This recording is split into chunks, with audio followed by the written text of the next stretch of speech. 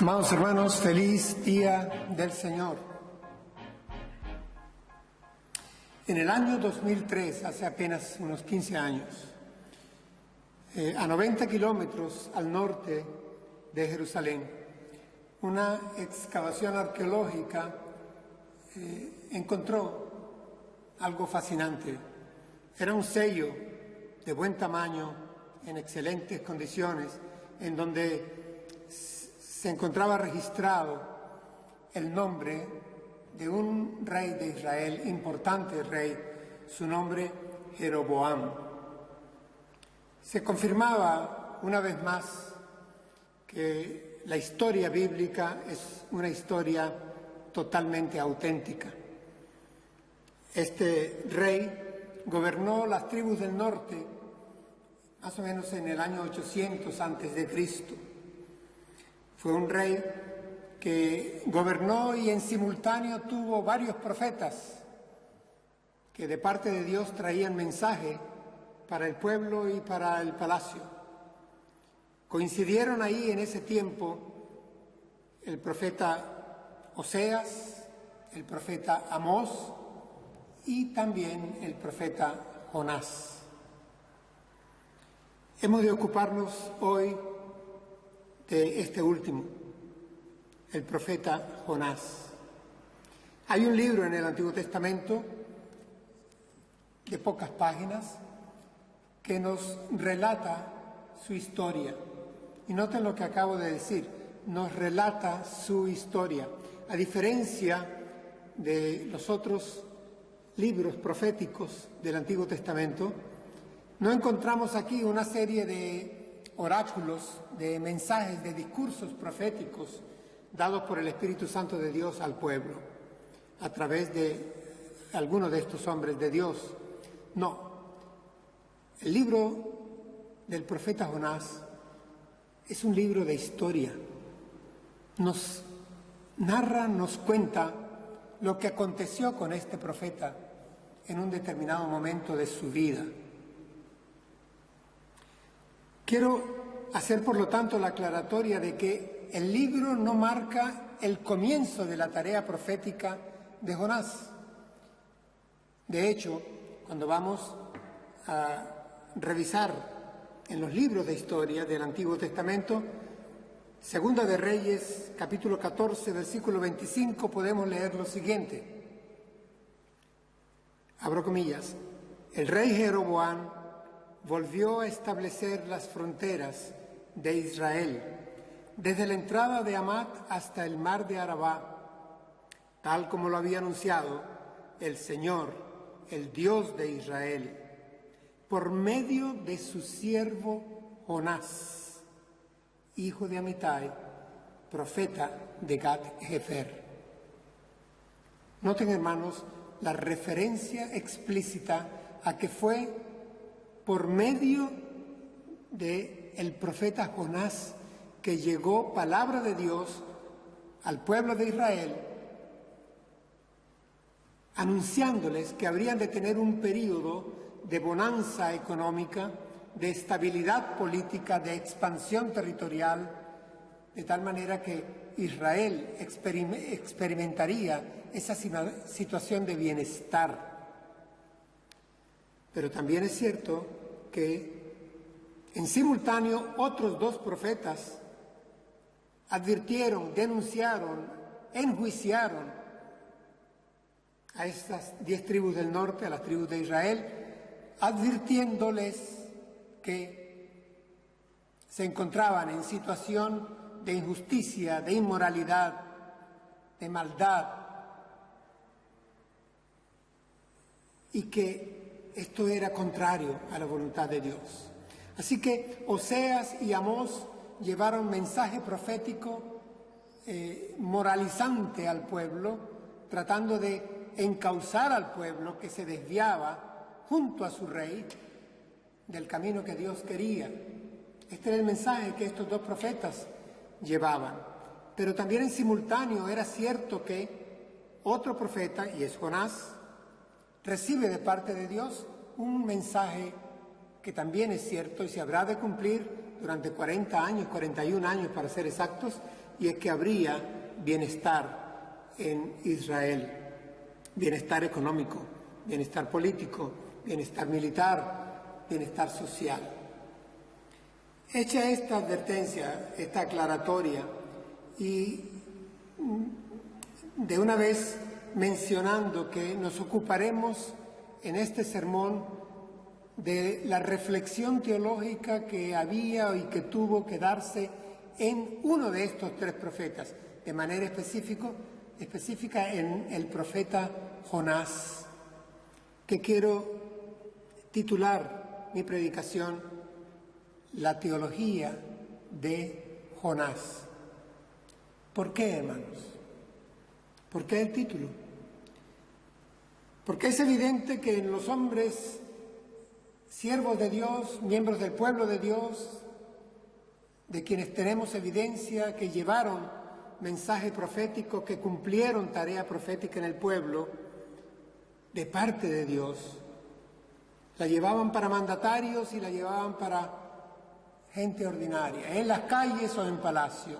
Pero estos hombres eran simplemente hombres como nosotros, a quienes venía de manera eventual, casi que puntual, el Espíritu Santo de Dios dando palabra de Dios para que ellos la sirvieran al pueblo de Dios y a sus gobernantes. Así que ellos recibían revelación de Dios, pero también ellos tenían su propia reflexión teológica como hombres, miembros del pueblo de Dios. Y no necesariamente su reflexión teológica, el análisis que hacían, la lectura que hacían de su propia vida, de su entorno, de su familia, de sus precariedades, de la realidad social que tenían, de los pueblos vecinos, sus prejuicios, sus experiencias, no necesariamente eran coincidentes con la revelación que estaban recibiendo de parte de Dios. Por esa razón encontramos en más de una oportunidad en el Antiguo Testamento cierto conflicto que tenían consigo mismo y hasta para con Dios estos hombres de Dios, los profetas de Dios en el Antiguo Testamento. Más aún, algunos de estos profetas ciertamente eran egresados de escuelas proféticas, en donde se les enseñaba algo de historia, se les enseñaba la ley, la Torá, algunos salmos, y entonces ellos servían como de maestros para orientar y aconsejar al pueblo. Estos eran los egresados de las escuelas proféticas. En las escuelas proféticas no se daba palabra de Dios para profecía del pueblo. No se les enseñaba a profetizar. Inclusive, algunos de los profetas del Antiguo Testamento, a duras penas sabemos cuál fue su origen.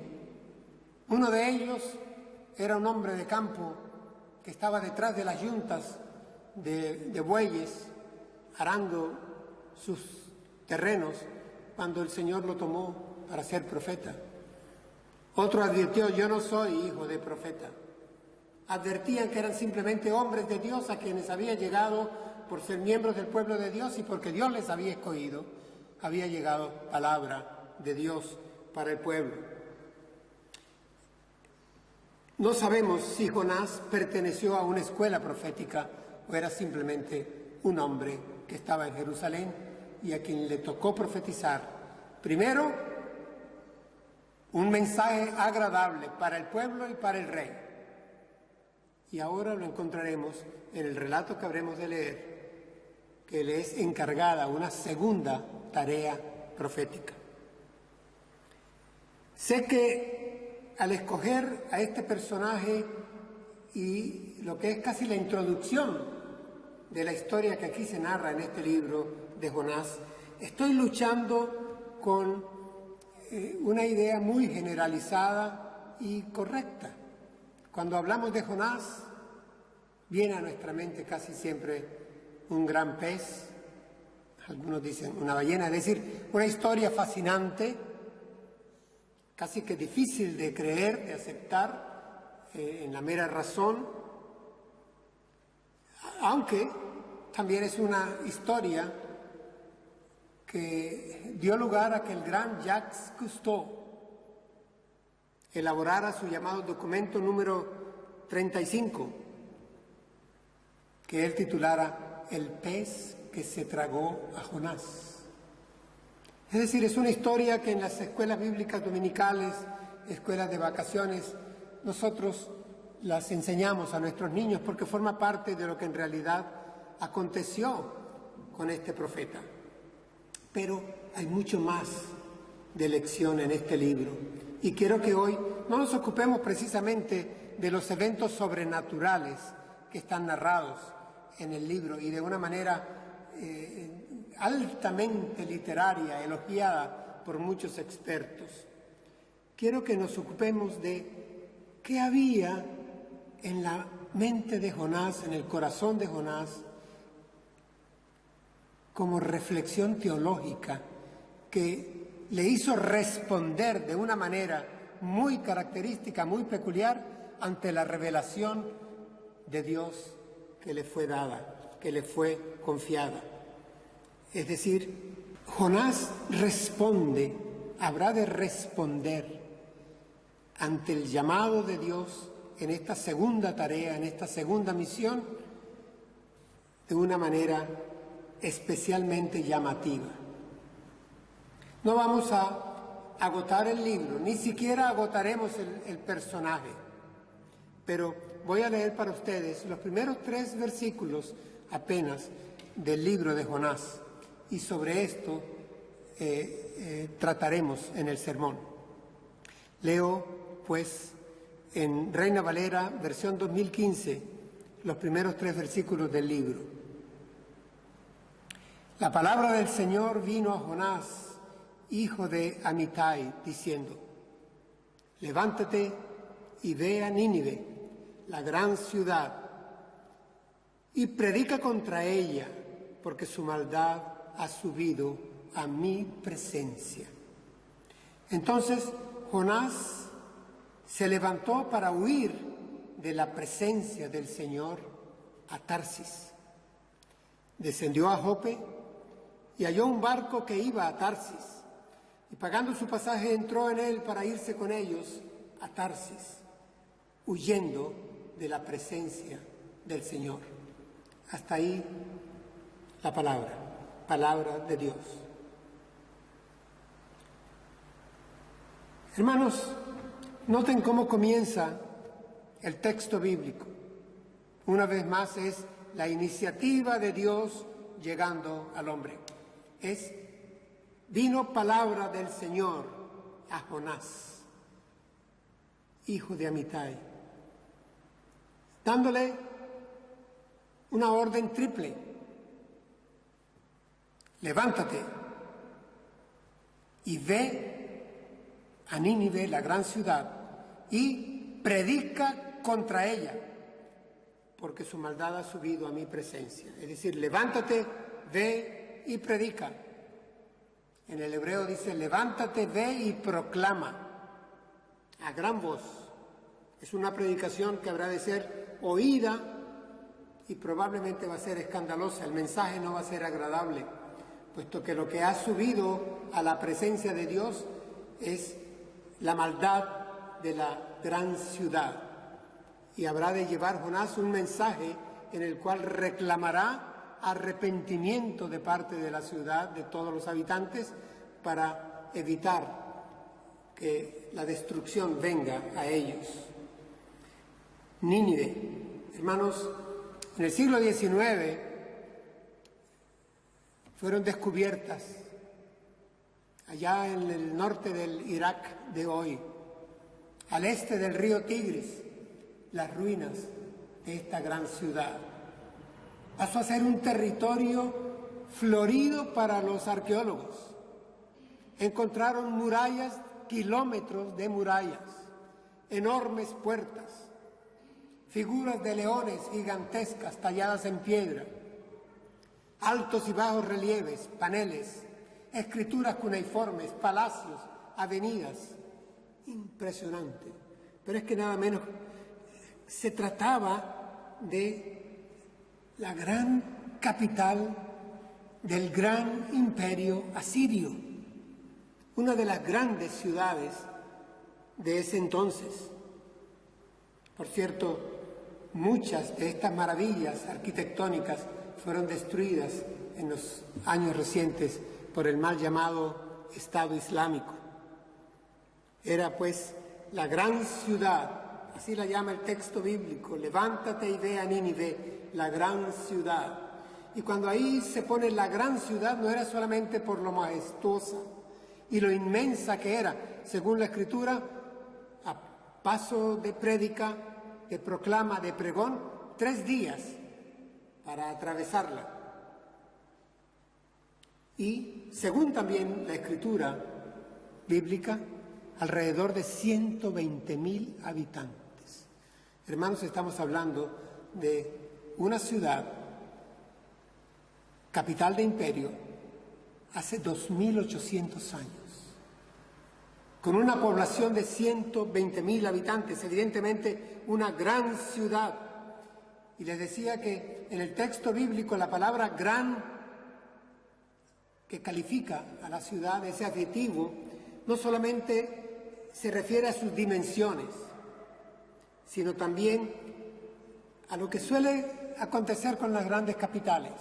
Era jactanciosa, alta, insolente. Todo esto va implícito en el calificativo que lleva Nínive.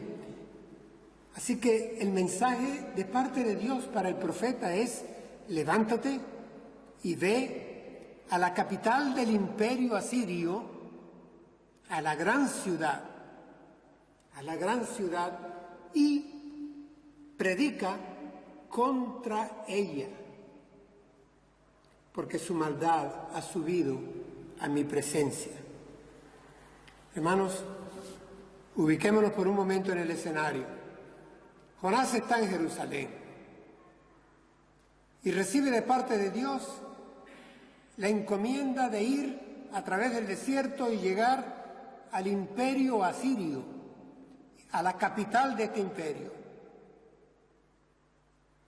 Él era un hebreo. Su Dios era Yahvé. Su profecía hasta el momento, su mensaje para el pueblo de Israel, era un mensaje patriótico, un mensaje localista, agradable, de expansión, de prosperidad. Ahora habría de ir a la capital de un imperio enemigo, que ya comenzaba a cobrar tributos a los territorios vecinos, inclusive a la parte norte de Israel. Y va a ir a esta capital imperial a exigirle a sus habitantes que se arrepientan y que se arrodillen y adoren a su Dios, el Dios Yahvé, el Dios nacional de Israel. Este es el escenario. Y la razón que habrá de predicarles, de proclamarles, es que tienen que arrepentirse. ¿Justo por qué? Porque en ellos hay maldad, perversidad. Quiero, sin embargo, hacer justicia con el texto original. La palabra maldad, que pone acá Reina Valera y varias versiones, en el hebreo es raá, que no solamente se refiere a maldad o a perversidad, también se refiere a desastre, desgracia, problema, confusión, porque había de todo mezclado en la sociedad ninivita. Y esto había subido a la presencia de Dios. Para finalizar el texto bíblico, oímos una pregunta que Dios le hizo a su profeta al final del relato, recordándole que mucha de esta gente no sabía diferenciar el bien del mal. Así que ahí había maldad, había perversidad, pero también había confusión, había un desastre, descomposición, les digo, porque había problema, confusión, calamidad, desgracia. Y comencemos, hermanos, por un instante ahora a tratar de entender la razón o el grupo de razones, el argumentario que podía estar pasando por el corazón de este profeta para rechazar la tarea que Dios le estaba confiando. Hermanos, Jonás tenía que ir a una región extranjera, hostil. Había barreras naturales, lógicas, que cualquiera hubiera puesto en balanza para evaluación. Había dificultad porque habría barrera de idioma, de cultura, de raza, de sangre, de política. Es decir, era lógico que el profeta sintiera cierta aversión a la encomienda de su Señor. Esto provoca una situación de crisis en Jonás. No estamos especulando, estamos frente a un profeta patriota, un hijo de Dios, del pueblo de Israel,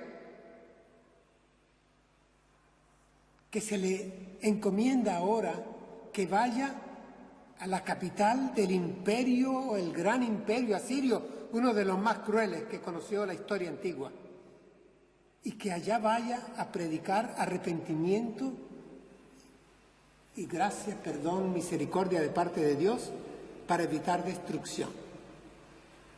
Por eso he titulado este mensaje La teología de Jonás. ¿Qué podía pensar Jonás, razonar cuando recibía este encargo de parte de Dios? Hermanos, su reacción inmediata, el texto nos lo dice, Jonás se levantó para huir de la presencia del Señor a Tarsis. Descendió a Jope y halló un barco que iba a Tarsis, y pagando su pasaje entró en él para irse con ellos a Tarsis, huyendo de la presencia del Señor. Es decir, hermanos, lo que ha debido ser el relato de un tránsito por tierra hacia el oriente se transformó de repente y en pocas letras a una huida por mar y hacia occidente. Es decir, lo diametralmente opuesto a la voluntad de Dios. Y a veces hemos sido injustos, yo creo, con Jonás, porque no evaluamos bien la teología de Jonás. ¿Cuál era su reflexión íntima, interna, según el mismo relato, sin caer en especulaciones? Jonás pues intenta escapar, no dialogar, alejarse del templo de Jerusalén, de la ciudad misma de Jerusalén. Hermanos, sabemos que Tarsis era, bajo el Imperio Romano, lo llegó a ser el extremo al que los romanos pudieron llegar en la Hispania de su tiempo. Era un puerto fenicio en tiempos de Jonás, al sur de Andalucía, en la región de Cádiz. Así de lejos quería llegar Jonás, alejarse, evadir el problema. Tenía un conflicto interno, quería irse lo más lejos posible de Jerusalén, y para esto toma marcha hacia occidente. ¿Por qué esta reacción? ¿Por qué Jonás decide desobedecer la revelación de Dios y poner en marcha un argumentario teológico en su mente y corazón? ¿Por qué su opinión, sus prejuicios, sus experiencias habrán de privar sobre la revelación? ¿De verdad? ¿Es un caso extraño en la palabra? ¿Es un caso extraño en el pueblo de Dios, en la iglesia de Dios hoy día? ¿No reaccionamos nosotros a veces de esta misma manera? Revisemos un poco cuál era la teología de Jonás. Cuando él es interrogado en el barco por los marineros debido a la tempestad que le rodeaba, Jonás declara su credo, su confesión de fe. Él dice que él es hebreo, temeroso del Dios que creó el mar y la tierra. Es decir, primer aspecto de la teología de Jonás. Jonás creía en su quehacer teológico, así lo tenía asumido, que Dios era el creador de todo lo existente. Punto correcto y a favor de Jonás. Lo segundo, Jonás con orgullo se declara hebreo. Él ya ha recibido palabra de Dios y ha profetizado y ha visto que se cumple la palabra de Dios en favor del pueblo de Dios, del pueblo de Israel, bajo el reinado de Jeroboam. Es decir, Jonás es un judío, miembro del pueblo de Dios, vamos, del pueblo de Abraham, Isaac y Jacob. Es decir, Jonás considera que Yahvé, que Jehová, es el Dios nacional, es el Dios protector de su pueblo, es el Dios que los sacó de Egipto, es el Dios que les dio la expansión bajo el reinado de David, es el Dios que ha derrotado a todas las tribus vecinas, es el Dios que ha permitido que bajo el reinado de Jeroboam vuelva la prosperidad. Vamos, el Dios de Jonás es un Dios nacional, a favor de su pueblo, y Jonás incurre en lo que el pueblo judío incurrió en muchas oportunidades. Consideraba que Dios era su propiedad.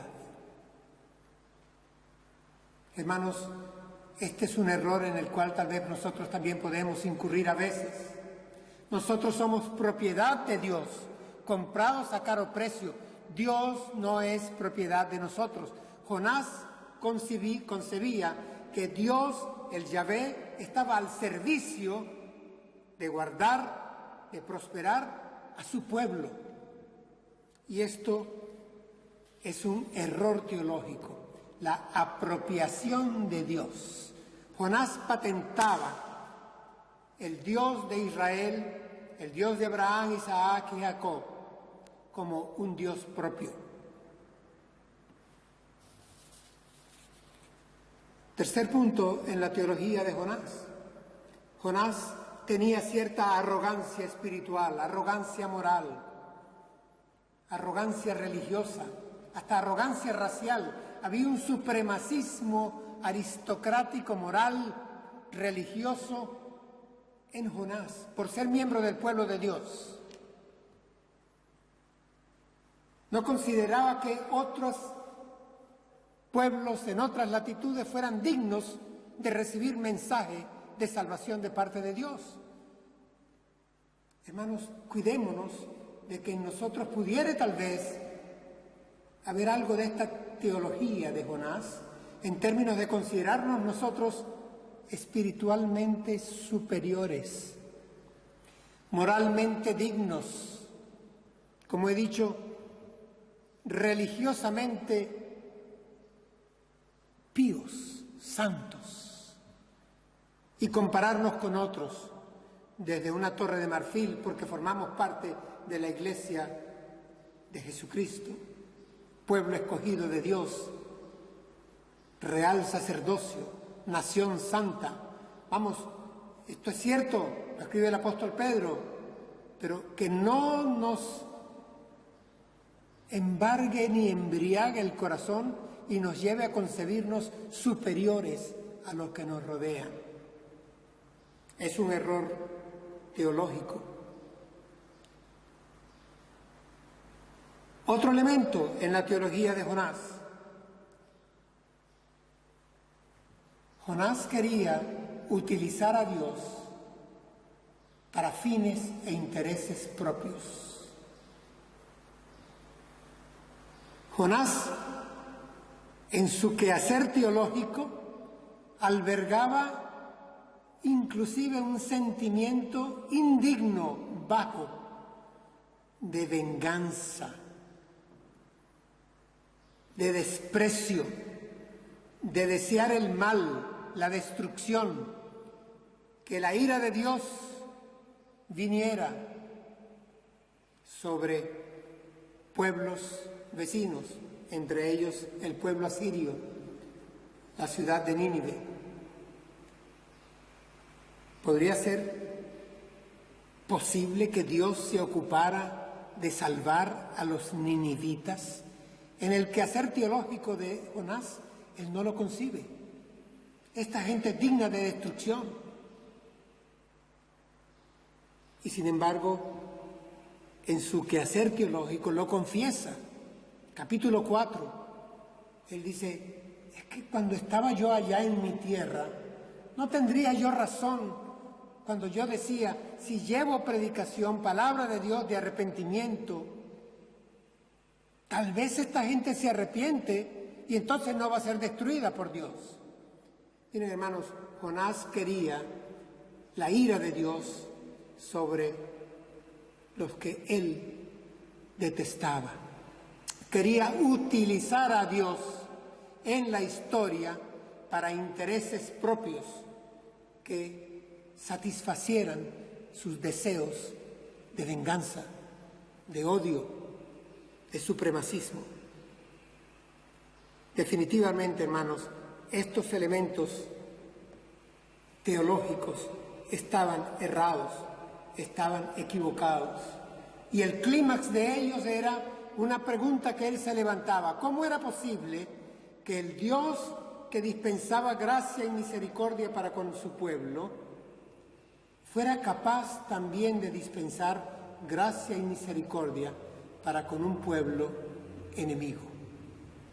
Esto no entraba en el quehacer teológico, en la tarea teológica, en el argumentario teológico de Jonás. No entraba en sus razones, no entraba en su ideario religioso. Definitivamente, hermanos, ahí hubo un conflicto entre la experiencia de Jonás, entre la querencia de Jonás, lo que Jonás deseaba para su pueblo y para él y para su familia y para su rey, y lo que Dios le estaba mandando a hacer. Conflicto entre revelación y teología. Y se dio en Jonás. Conflicto entre palabra de Dios y opinión propia, mía, tuya. No solo se dio en Jonás, es que se puede dar hoy y tal vez se da en nosotros. Yo quiero aquí levantar la pregunta para reflexión, hermanos. ¿Cuál es nuestra Nínive? ¿Tenemos alguna Nínive en nuestro mapa? ¿Quiénes son nuestros ninivitas a quienes no queremos compartir el mensaje de salvación? Los consideramos indignos de que el mensaje les alcance. ¿Obedecemos nosotros la palabra de Dios? ¿O actuamos según nuestra teología, según nuestros prejuicios, hermanos, según nuestras experiencias, nuestras historias, nuestras vivencias, nuestros intereses, nuestros deseos? Tenemos discriminaciones que ponen al margen a vecinos, a hombres de otras comunidades, mujeres de otros pueblos, conocidos nuestros, por experiencias pasadas. ¿No nos mueve este pasaje a reflexionar si a veces seleccionamos a quién llevar el mensaje de salvación? ¿Cuándo llevar ese mensaje? ¿Qué parte de mensaje llevar?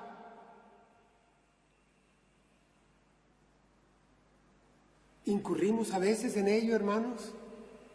¿No será que a veces nuestros prejuicios, intereses, experiencias, deseos, argumentarios teológicos interfieren la expansión del reino, la evangelización a toda criatura? Yo quisiera en esta mañana terminar esta breve reflexión, introducción al libro de Jonás, recordando lo que fue una orden de parte del Señor para su equipo apostólico y orden, por lo tanto, para todos los discípulos en la iglesia primitiva y orden, por lo tanto, para nosotros acá en Amposta, 2000 años después. Vayan por todo el mundo y prediquen a toda criatura. Prediquen a toda criatura.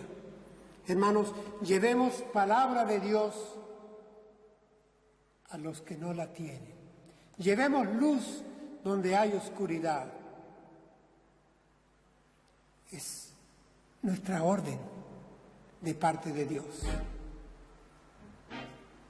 No alberguemos en nuestros corazones resistencias tipo Jonás, como aconteció con Jonás. ¿Me acompañan en oración?